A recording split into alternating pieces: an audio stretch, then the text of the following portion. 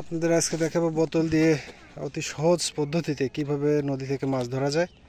আসলে এটা একটা অসাধারণ পদ্ধতি, যে পদ্ধতিতে গ্রামের লোকজন আসলে মাছ ধরে থাকে। এই পদ্ধতিতে মাছ ধরা খুবই সহজ এবং সময় কম লাগে, অল্প সময়ে আপনি মাছ ধরে ফেলতে পারবেন। বোতলের মধ্যে একটু খাবার দিয়ে পানির মধ্যে জাস্ট ডুবাই রাখতে হবে এবং কিছুক্ষণ পরে এগুলো উঠাতে হবে, তাইলেই এর ভিতরে কিছু মাছ থাকবে। তো দেখেন, বোতলটা মাত্রই এখানে রাখা হয়েছে।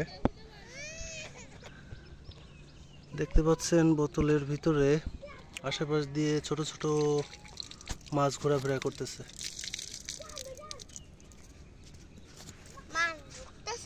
ছোট ছোট মাছ ওর মধ্যে ঘোরাফেরা করতেছে। একটু পরে বোতলটা উঠানো হবে, তখন দেখাবো কি কি মাছ ধরা পড়ছে।